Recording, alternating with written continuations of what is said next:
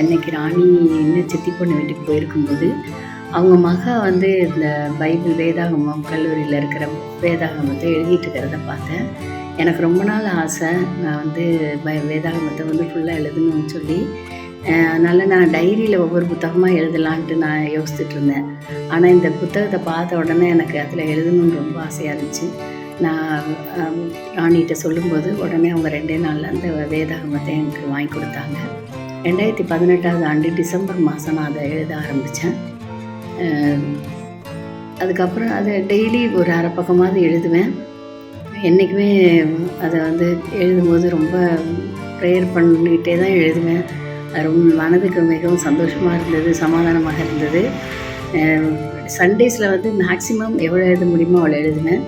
ஆனால் இதில் நிறைய எழுதினது வந்து லாக்டவுன் சமயத்தில் தான் நிறைய எழுத முடிஞ்சது என்னால்.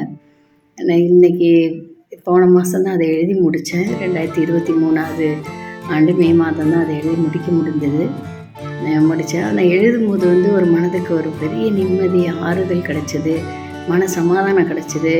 நான் பைபிள் வந்து 5 முறை படிச்சிருக்கேன், வாசித்திருக்கேன். ஆனாலும் அதில் நிறையா நேம்ஸ் எல்லாம் வரும்போது ஸ்கிப் பண்ணி போயிடுவேன். ஆனால் இந்த பைபிள் எழுதும்போது ஒரு எழுத்து கூட விடாமல் முழுவதுமாக எழுதுறதுக்கு ஒரு கிருபை, ஒரு சான்ஸ் கிடச்சிது. அது கடவுளுடைய கிருபையை நான் நினைக்கிறேன். கடவுளுக்கு நன்றி. கர்த்தர் எனக்காக யாவற்றையும் செய்து முடிப்பார்னு சொன்ன பிரகாரமாக எனக்காக கடவுள் வந்து எத்தனையோ காரியங்கள் வந்து செய்திருக்கார். என் சிறுவதை தொடங்கி இன்றைக்கு வரைக்கும் நான் நிற்பதும் நிர்மூலமாக இருப்பதும் கர்த்தருடைய சுத்த கிருபை. அந்த கிருபைக்காக நான் வந்து ஒரு சின்ன ஒரு இதுதான் பண்ணியிருக்கேன். அது வந்து எனக்கு மிகவும் மனதுக்கு சந்தோஷம். என் மகள் வந்து ஒரு 3 வருஷம் குழந்தை இல்லாமல் இருந்தது. எல்லோரும் கேட்டாங்க என்னன்னு கேட்கும்போது கூட கர்த்தரை வந்து எனக்கு குறித்தது எனக்கு கர்த்தர் தருவார்னு சொல்லி நான் சொன்னேன்.